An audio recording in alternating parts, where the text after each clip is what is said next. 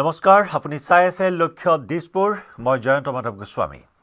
কংগ্ৰেছত যোগদান মানকাছাৰৰ AIUDFৰ বিধায়ক আমিনুল ইছলামৰ। ৰকিবুল হুছেইনৰ উপস্থিতিত সামগুৰিত যোগদান কৰে কংগ্ৰেছত যোগদান কৰিয়েই AIUDFৰ বিৰুদ্ধে সৰব আমিনুল ইছলাম। AIUDF বৰ্তমান দল হৈ থকা নাই, কাৰোবাৰ পকেটত সোমাই পৰিছে। সংখ্যালঘু লোকৰ মগজু বিক্ৰী কৰিছে AIUDF দলে। AIUDF দল নিৰপেক্ষ নহয়, সাম্প্ৰদায়িক দল।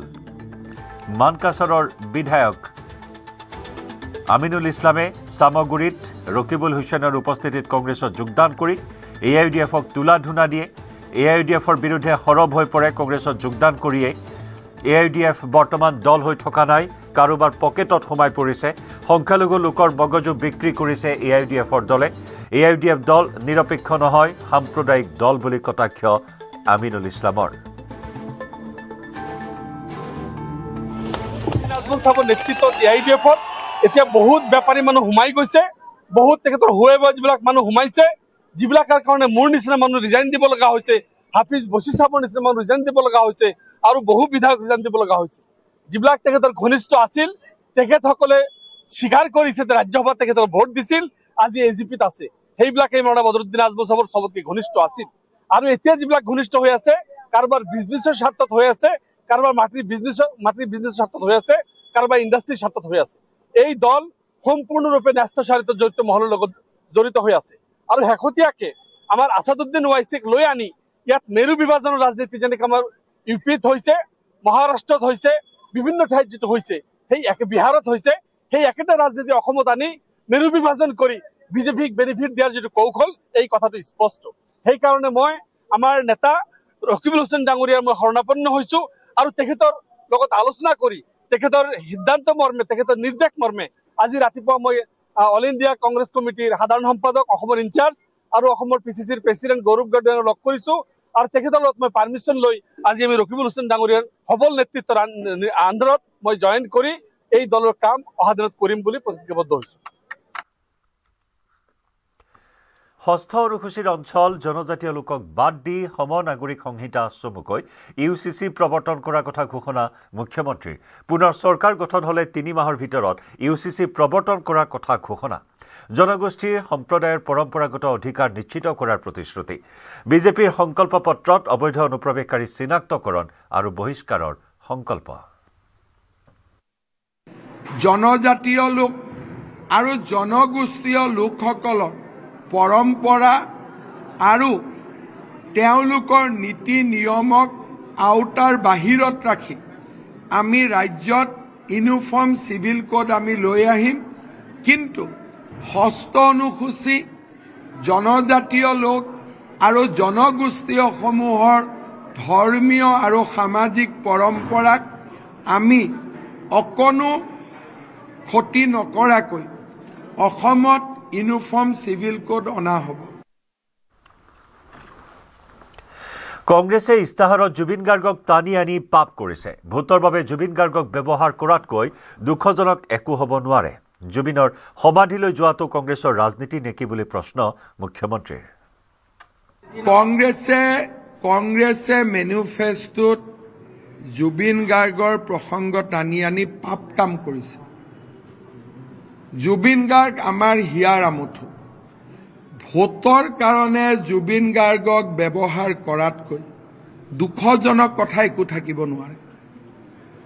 বিষয় ন্যায়ালয়ত আছে। যোৱাকালি কংগ্ৰেছে টুইট কৰিছে ফাষ্ট ট্ৰেক কোৰ্ট কিয় হোৱা নাই, কিন্তু তেওঁলোকে এইটোও নাজানে যে ইতিমধ্যে ফাষ্ট ট্ৰেক কোৰ্টে কাম আৰম্ভ কৰিছে। প্ৰতিদিনে শুনানি হৈছে। মইতো বিচাৰো 3 মাহ নালাগে, এই মাহতে এটা ভাল খবৰ আহিব। দিছ matter May come to N and. হয়তো এমাহৰ ভিতৰতে সকলো শেষ হৈ যাব। যিটো ধৰণে হিয়াৰিং যোৱাকালিৰ পৰা আৰম্ভ হৈছে, আপোনালোকে কোৰ্টত বহিলে গম পাব। গতিকে কংগ্ৰেছে যিটো কাম কৰিব নোৱাৰে, অকল মাত্ৰ অসমীয়া মানুহৰ আৱেগক চুই যাবলৈ জুবিন গাৰ্গৰ প্ৰসংগ ইলেকশ্যন মেনিফেষ্টোত আনি কংগ্ৰেছে এক অক্ষমনীয় অপৰাধ কৰিছে। মই কংগ্ৰেছৰ নেতাসকলক প্ৰশ্ন কৰোঁ যে আপোনালোকে বিমানেৰে আহে, জুবিন গাৰ্গৰ সমাধিলৈ যায়, কাৰণ তাত আপোনালোকে ৰাজনীতি আনে ভূপেন হাজৰিকাৰ সমাধিৰ সন্মুখেদি আহে তাতে কিয় নোসোমায় শ্বহীদ বাকৰিৰ সন্মুখেদি পাৰ হৈ যায় তাতে কিয় নোসোমায় তাৰ মানে জুবিনক লৈ জঘন্যতম ৰাজনীতি তেওঁলোকে ভাবে জুবিনৰ সমাধিত গৈ ৰৈ ৰৈ বিনালেৰ জেগাত ৰৈ কেতেকী কম আৰু ভোট ল'ম এনেকুৱা জঘন্য ৰাজনীতি কোনেও কৰা নাই জুবিনক লৈ কংগ্ৰেছে ৰাজনীতি কৰাৰ অভিযোগ মুখ্যমন্ত্ৰীৰ কংগ্ৰেছৰ ৰণনীতি প্ৰস্তুত কৰা ইনক্লুচিভ মাইণ্ডৰ বিৰুদ্ধে গুৰুতৰ অভিযোগ মুখ্যমন্ত্ৰীৰ ইনক্লুচিভ মাইণ্ডে পৰামৰ্শ দিছিল জুবিনৰ ইছ্যু বেছিকৈ আনিব লাগিব তাৰ বাদে বেছি আসন লাভৰ আন উপায় নাই বুলি জুবিনৰ ইছ্যু অনাৰ পৰামৰ্শ ইনক্লুচিভ মাইণ্ডৰ 2026 16 মাৰ্চত এক বৈঠক হোৱাৰ দাবী ইনক্লুচিভ মাইণ্ডৰ সেই আলোচনাৰ বিশেষ ভিডিঅ' মুকলি ষ্টাৰবাক্সত ইনক্লুচিভ মাইণ্ডৰ বিশেষ বৈঠকৰ ভিডিঅ' ৰাজহুৱা পুনৰ মুখ্যমন্ত্ৰী হলে ইনক্লুচিভ মাইণ্ডৰ সকলোকে গ্ৰেপ্তাৰ কৰিম বুলি ঘোষণা মুখ্যমন্ত্ৰী হিমন্ত বিশ্ব শৰ্মাৰ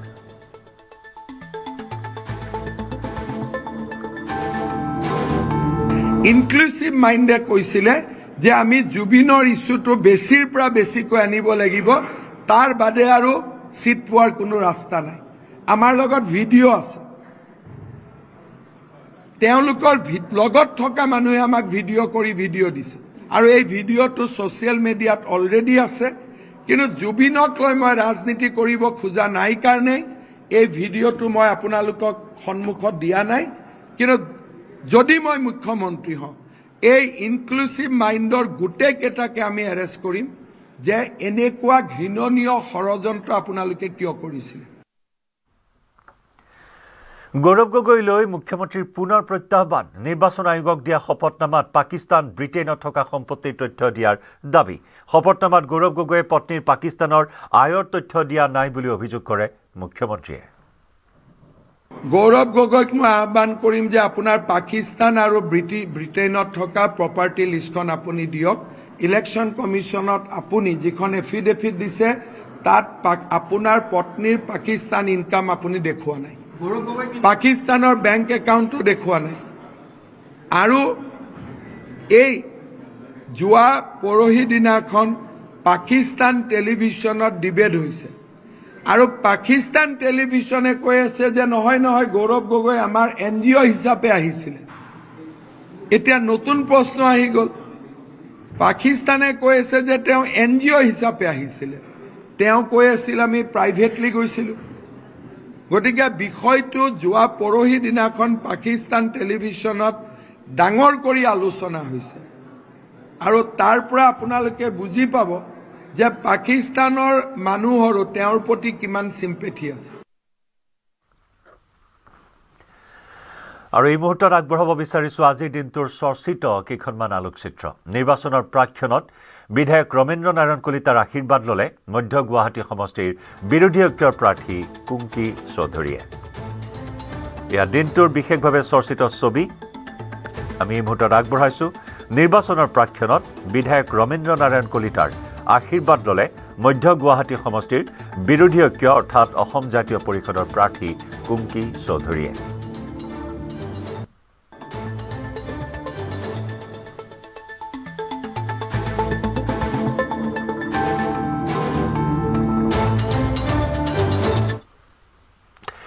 বাইহাটাৰ বেইদিয়াত মুখ্যমন্ত্ৰী হিমন্ত বিশ্ব শৰ্মাৰ প্ৰচাৰ অভিযান দিগন্ত কলিতাৰ হৈ অংশগ্ৰহণ কৰে বিজয় সংকল্প সমাৰোহত অহা কাৰ্যকালত 2 লাখ চাকৰি দিয়াৰ প্ৰতিশ্ৰুতি মুখ্যমন্ত্ৰীৰ সকলো মহিলাকে 25,000 টকাকৈ দিয়াৰো প্ৰতিশ্ৰুতি ৰেচন কাৰ্ড থকাসকলক অতিৰিক্তভাৱে মিঠাতেল আৰু চাহপাত দিয়াৰো প্ৰতিশ্ৰুতি দিলে মুখ্যমন্ত্ৰীয়ে কি দিয়ে হিন্দু মানুহ অসমীয়া মুছলমান মানুহ আমাৰ মাটি নাই তেওঁলোকৰ 300 বিঘা মাটি 1000 বিঘা মাটি মই কৈছো কংগ্ৰেছে আমাক বিনা পইচাত সব দি থাকে কি দিয়ে ধুতি কম্বল খুটা লগতে বাংলাদেশৰ পৰা আনি মিয়া আমাৰ অসমীয়া মুছলমান মানুহ ক'ত যাব অসমীয়া হিন্দু মানুহ ক'ত যাব আমাৰ কাৰণে চিন্তা কংগ্ৰেছে নকৰে কংগ্ৰেছে কাৰ কাৰণে চিন্তা কৰে বাংলাদেশৰ পৰা অহা বিলাকৰ কাৰণে চিন্তা কৰে আমাৰ কাৰণে চিন্তা নকৰে সেই কাৰণে আমি এটাই সিদ্ধান্ত ল'ব লাগিব যে আমি অসমত বিজেপি চৰকাৰ কৰিব লাগিব। আকৌ এবাৰ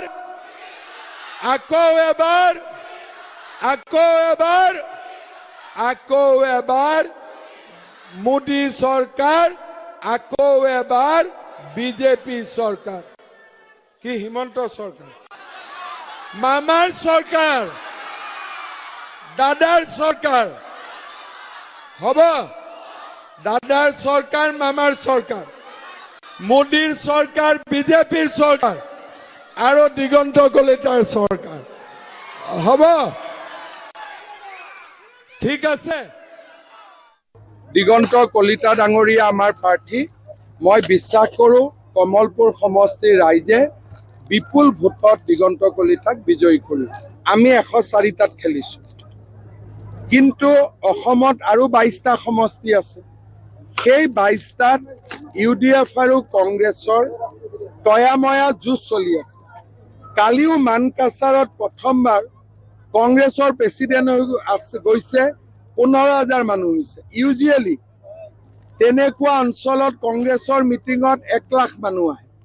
গতিকে মই ভাবোঁ যে সংখ্যালঘু অঞ্চলতো কংগ্ৰেছ আৰু UDFৰ এইবাৰ প্ৰতিদ্বন্দ্বিতা হৈ আছে। কোন জিকে কোন হাৰে মই নাজানো, কিন্তু সেইটো আমাক দৰকাৰ নাই। 90খনতকৈও বেছি আসন পাই বিজেপি আৰু মিত্ৰ দলে চৰকাৰ গঠন কৰিব। এইবাৰ 2 লাখ, আজি আমি মেনিফেষ্টোত কৈছোঁ 2 লাখ ল'ৰা ছোৱালীয়ে চাকৰি পাব। তিনি গগৈৰ এজনো যদি বিধানসভালৈ যায় মই গৌৰৱ কৰিম। গৌৰৱ গগৈ, অখিল গগৈ আৰু লুৰিণজ্যোতি গগৈক লৈ এই মন্তব্য বিহপুৰীয়াৰ বিজেপি প্ৰাৰ্থী ভূপেন কুমাৰ বৰাৰ। লগতে উজনিত এইবাৰ কংগ্ৰেছ শূন্য হ'ব বুলি মন্তব্য কৰি ভূপেন কুমাৰ বৰাই ক'লে, ইয়াৰ বাবে জগৰীয়া কেৱল গৌৰৱ গগৈ। ৰকিবুল হুছেইনৰ কথা মতে চলাৰ বাবে উজনিত কংগ্ৰেছ শূন্য হ'ব, এই কটাক্ষ ভূপেন কুমাৰ বৰাৰ। উজনি অসমত যদি বিৰোধী ঐক্য এখন আসনত জিকে, মই চবতছে বেছি গৌৰৱবোধ কৰিম যে কমচে কম মোৰ পুৰণা দলটো বা পুৰণা নাই, মই গৌৰৱবোধ কৰিম যদি গগৈ জিকি আহে। আপুনি কোনজন গগৈক ধৰে ধৰক, কিন্তু যদি গগৈ বিধানসভালৈ জিকি আহে, আই উইল ফিল প্ৰাউড। যদি উত্তৰ অসমত এতিয়া ৰকিবুল হুছেইনৰ পুত্ৰও খেলি আছে, কাৰণ জে পি দাসে এইটো কৈছে যে মোৰ দেউতাৰ নাম ৰকিবুল হুছেইন। গতিকে উত্তৰ অসমত যদি এখনো এখন কংগ্ৰেছ জিকে, মই 32 বছৰ কংগ্ৰেছ কৰিছোঁ, গতিকে মই গৌৰৱবোধ কৰিম যে কংগ্ৰেছে কমচে কম উত্তৰ অসমত এখন জিকিলে, আমাৰ গগৈ জিকিলে, মই গৌৰৱবোধ কৰিম। মানে চৰ্চাত থকা তিনি গগৈ এজনো গগৈ বিধানসভাত অহা বিধানসভাত নাথাকে, আহিলে গৌৰৱান্বিত হ'ম। জালুকবাৰী সমষ্টিৰ লংকেশ্বৰত প্ৰচাৰ চলালে ৰিণিকী ভূঞা শৰ্মাই। মুখ্যমন্ত্ৰীৰ হৈ নিৰ্বাচনী প্ৰচাৰ সভাত অংশগ্ৰহণ ৰিণিকী ভূঞা শৰ্মাৰ। হিমন্ত বিশ্ব শৰ্মাৰ জয়ক লৈ আশাবাদী ৰিণিকী ভূঞা শৰ্মা। লংকেশ্বৰৰ জালুকবাৰীৰ গুৱাহাটী বিশ্ববিদ্যালয় মণ্ডলত প্ৰচাৰ চলায় ৰিণিকী ভূঞাই।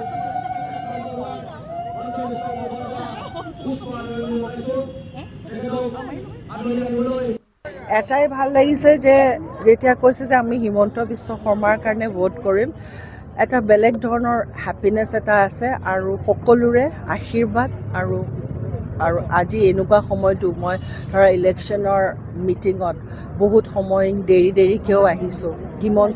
হিমন্ত বিশ্ব শৰ্মাৰ ওপৰত ইমানেই বেছি বিশ্বাস, তাহাঁতি জাষ্ট তেখেতসকলে শুনি আছে যে আহি এবাৰ লগ পায়, যে ছাৰৰ প্ৰতি যিটো মৰম সেইটো মোৰ যোগেদি ছাৰলৈ পঠিয়াবলৈ সকলোৱে বহুত সময় ৰখি আছে। আৰু এটাই ভাল লাগিছে যে মৰমটো চাই আৰু ছাৰে কৰি গৈছে, হিমন্ত বিশ্ব শৰ্মা ডাঙৰীয়াই কৰি গৈছে, অসমখন এখন যিটো সপোন দেখিছে আৰু সপোনখন যিটো কনভাৰ্ট কৰি গৈছে, সেই ৰিয়েলিটিটো যিটো প্ৰগ্ৰেছৰ সেইটোৰ ওপৰত বিশ্বাস ৰাখি সকলোৱে ওলাই আহিছে। দিনে নিশাই প্ৰচাৰত ব্যস্ত নিউ গুৱাহাটী সমষ্টিৰ প্ৰাৰ্থী দীপ্লু ৰঞ্জন শৰ্মা। যুৱ ভোটাৰক আকৰ্ষণৰ চেষ্টা প্ৰাৰ্থীগৰাকীৰ। নৱগ্ৰহ মন্দিৰত বিহু সমিতিৰ অস্থায়ী কাৰ্যালয় মুকলি দীপ্লু ৰঞ্জন শৰ্মাৰ। পুৱাৰে পৰা 15খনতকৈ অধিক সভাত অংশগ্ৰহণ দীপ্লু ৰঞ্জন শৰ্মাৰ।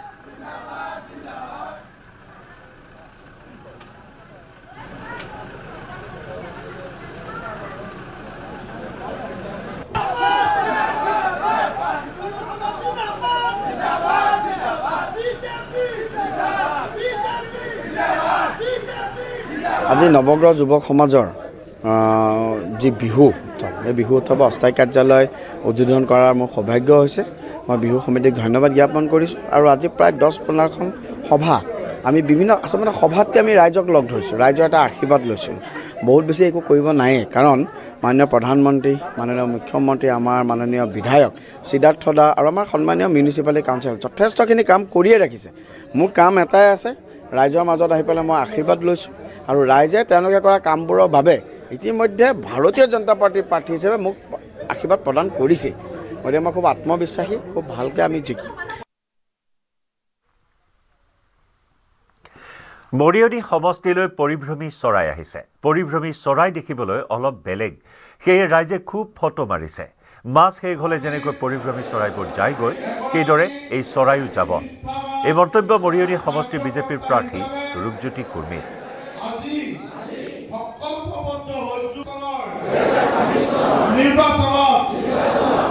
মৰিয়নি বিধানসভা সমষ্টিত আমাৰ দলৰ প্ৰাৰ্থী ভোটে কৈছে যে পৰিভ্ৰমী চৰাই আহিছে আৰু পৰিভ্ৰমী চৰাইৰ লগত চেলফি তুলি আছে ফটো মাৰে স্বাভাৱিক পৰিভ্ৰমী চৰাই অলপ দেখিবলৈ বেলেগ থাকে হয় বেলেগ হয় আৰু যাৰ কাৰণে ফটো মাৰিবলৈ বিচাৰে মানুহে ফটো মাৰিছে বা কোনোবাই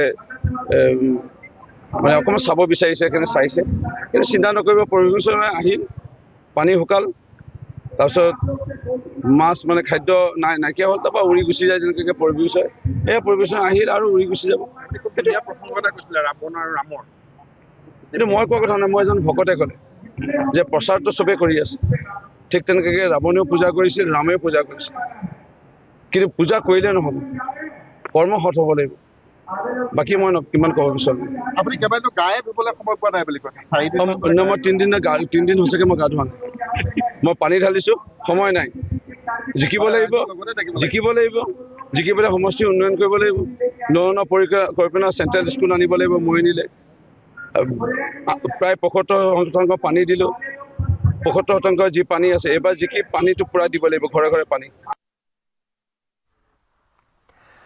জালুকবাৰী সমষ্টিৰ ভিন্ন প্ৰান্তত ৰিণিকী ভূঞা শৰ্মাই চলালে প্ৰচাৰ মুখ্যমন্ত্ৰী হিমন্ত বিশ্ব শৰ্মাৰ হৈ নিৰ্বাচনী প্ৰচাৰ চলায় ৰিণিকী ভূঞা শৰ্মাই ৰিণিকী ভূঞা শৰ্মাক সংগ দিয়ে কুইন ওজা হেমাংগ ঠাকুৰীয়াই বিজেপিৰ আন বহুতো নেতা কৰ্মীয়ে অংশগ্ৰহণ কৰে প্ৰচাৰ অভিযানত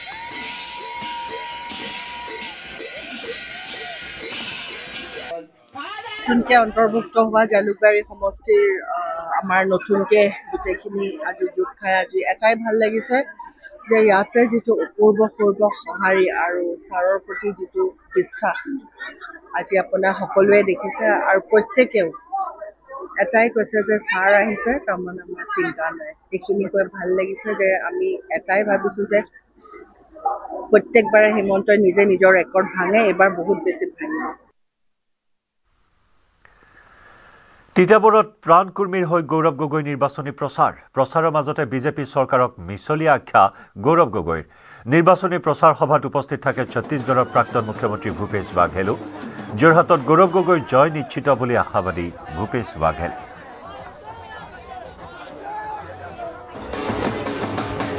যিজনৰ দীৰ্ঘদিন অসমলৈ কোনো সংকল্প নাই ব্যক্তিগত তেওঁলোকৰ সপোন ঢেৰ আছে আমাৰ সপোন হ'ল অসমৰ জনসাধাৰণ সম্পৰ্কত আমাৰ সপোন হ'ল আমাৰ থলুৱা চাহ উদ্যোগৰ সম্পৰ্কত আমাৰ হ'ল আমাৰ স্থানীয় শিল্পীসকলৰ সম্পৰ্কত আমাৰ সপোন হ'ল আমাৰ স্থানীয় মেধাৱী ছাত্ৰ ছাত্ৰীসকলৰ উজ্জ্বল ভৱিষ্যতলৈ তো ৰাইজে এই পাৰ্থক্য দেখা পাইছে আৰু ৰাইজে সেইকাৰণে আজিৰ তাৰিখত নতুন ৰাজনীতি আৰু নতুন অসমৰ ফালে বাট চাই আছে কাৰ্বি পাহাৰত অব্যাহত বিজেপিৰ হেলিকপ্টাৰৰ চমক ভোটাৰক আকৰ্ষিত কৰাৰ লক্ষ্যৰে হেলিকপ্টাৰেৰে প্ৰচাৰ তুলিৰাম ৰংহাঙৰ ডিফুৰ প্ৰাৰ্থী নিশো তেৰাংপিৰ হৈ প্ৰচাৰ চলালে তুলিৰাম ৰংহাঙে প্ৰচাৰ চলালে হাওৰাঘাট সমষ্টিৰ প্ৰাৰ্থী লুনচিন তেৰঙৰ বাবেও 3 পাৰ্বত্য জিলাৰ 6খন আসনতে বিজেপিৰ বিজয় নিশ্চিত বুলি আশাবাদী ৰংহাং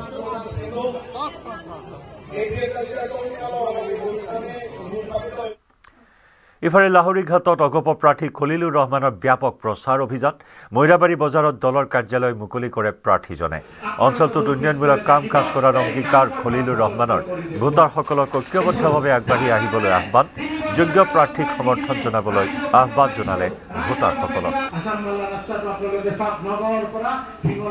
যোৱা 50টা বছৰে লাহৰীঘাটে কোনো ধৰণৰ উন্নয়ন দেখা পোৱা নাই।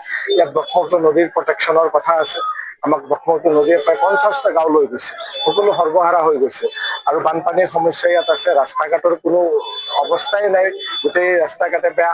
আমাৰ ইয়াত কোনো ধৰণৰ স্বাস্থ্যৰ ক্ষেত্ৰত সুবিধা নাই, শিক্ষানুষ্ঠান কোনো নাই, কোনো উদ্যোগ নাই, কোনো ইণ্ডাষ্ট্ৰি নাই। যে আমি চৰকাৰৰ লগত নাথাকিলে আমি কিমান পিছুৱাই যাব পাৰো বা কেনেকুৱা ধৰণৰ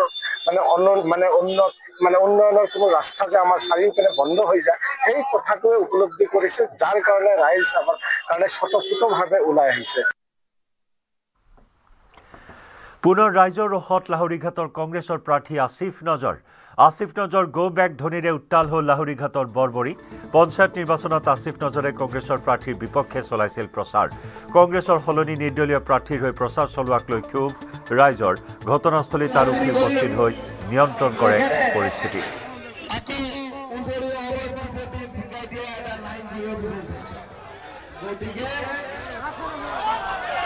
এয়া ৰাইজৰ ৰোষত লাহৰীঘাটৰ বিধায়ক কংগ্ৰেছৰ প্ৰাৰ্থী আসিফ নজৰ।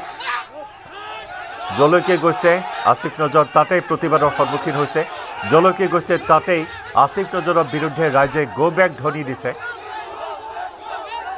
পুনৰ উত্তাল হ'ল লাহৰীঘাটৰ বৰবৰী। পঞ্চায়ত নিৰ্বাচনত আসিফ নজৰে কংগ্ৰেছৰ প্ৰাৰ্থীৰ বিপক্ষে প্ৰচাৰ চলোৱাৰ অভিযোগ। কংগ্ৰেছৰ সলনি নিৰ্দলীয় প্ৰাৰ্থীৰ হৈ প্ৰচাৰ চলোৱাক লৈ ৰাইজে উজাৰিলে ক্ষোভ।